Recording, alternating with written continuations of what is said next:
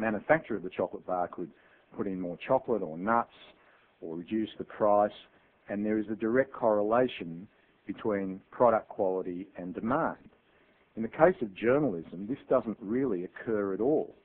The price that people pay for newspapers, for example, has really got very little to do with the cost of producing the journalism in those newspapers. The cost of producing the journalism, particularly the well-resourced quality journalism on the more serious newspapers, has always come predominantly from advertising. And so when the advertising is impacted by another event, which is the rise of the internet as an advertising and consumer medium, the journalism in the newspaper is affected, dramatically affected.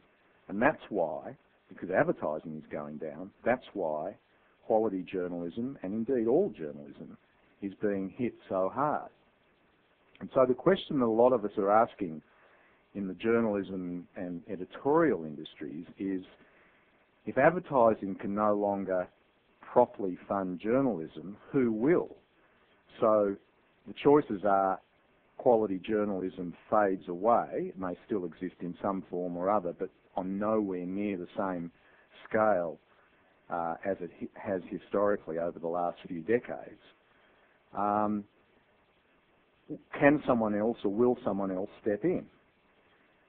It's been very interesting to watch this process and quite agonising to discuss the process. But, for example, in France earlier this year, the French government, who have a deep concern about what's happening to quality journalism in the French press, and have had that concern for quite a few years, and have actually provided subsidies and other forms of funding to French newspapers to a certain level over recent years. In February this year, President Sarkozy announced that the French government was injecting $1 billion into French newspapers and journalism because, as he said, there's been a market failure, and the government believes that quality journalism is so important to the fabric of their society that it has no choice but to assist in funding it itself. Now, other governments, including our own, watched this quite extraordinary piece of government funding for journalism with a great deal of interest.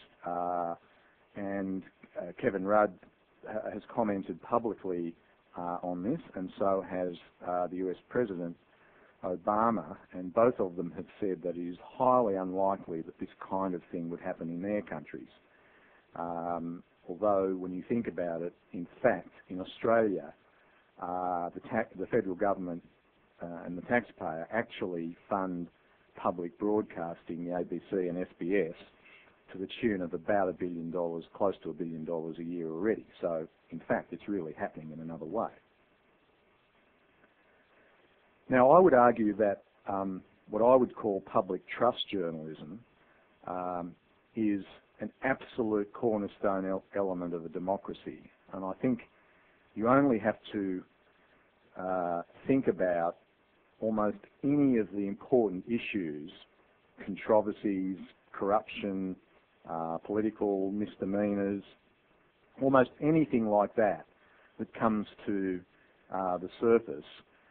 In nearly every case, it's been as a result of journalistic endeavour and investigation.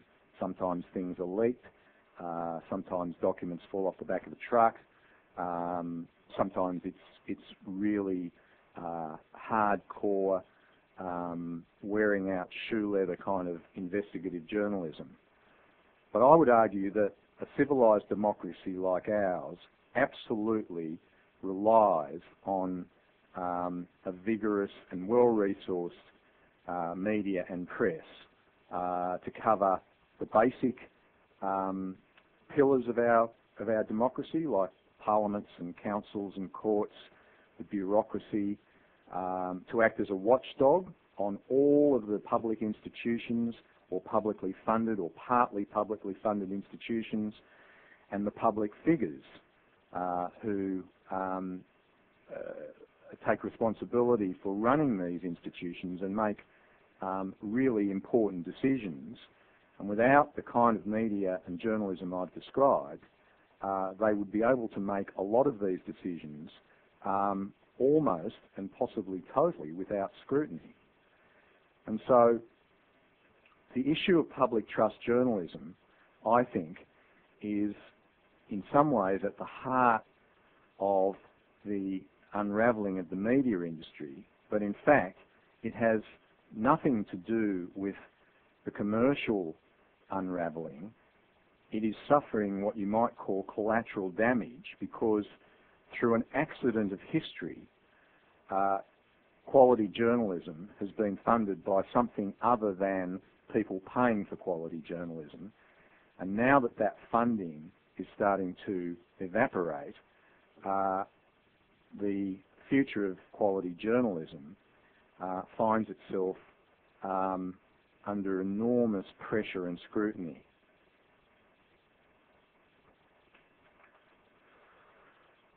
So what I'd like to talk about now is just how these trends and changes affect journalism, journalists, media companies, and then look at how they might affect public relations practitioners and what all of these outcomes might mean. When you think about the impact of the changes on journalists, I think most public relations practitioners can see what's happening from the outside with a great deal of clarity because it's happening with so much visibility and emotion and uncertainty. So journalists in Australia and in most developed countries now are under enormous pressure just to hold on to their jobs. And in doing that, they're being forced to work harder, they have fewer resources, they have less time to spend on their work, and they are under the kinds of pressures that journalists, certainly for the last 50 or more years, have never ever had to deal with. As a result of that, they're far more reliant on the information that is fed to them or offered to them or presented to them by the PR industry, and they are in far less a strong position to scrutinise and research and fact-check that information than they ever have before. They're also under increasing pressure to become more commercial than they've ever been before. And the whole traditional separation in journalism between church and state, as it's described, whilst in the better newspapers and media organisations it still exists, there's no doubt in my mind that this separation is fraying at the edges, and there are increasing occasions and there is increasing evidence that pressure, commercial pressure, either in the interests of the advertisers or often in the interests of the media company to align its editorial coverage or not cover certain things or finesse the way they cover certain things in order to manage a more satisfactory commercial outcome. That is happening to a degree that has never happened before. And that is not something that anyone particularly wants to talk about. The proprietors don't want to talk about it because they pretend it doesn't happen, and they maintain the pretense of church and state. And the journalists themselves, who in their hearts believe in the importance of independent journalism, find it difficult to talk about these things because it ends up reflecting on their professionalism.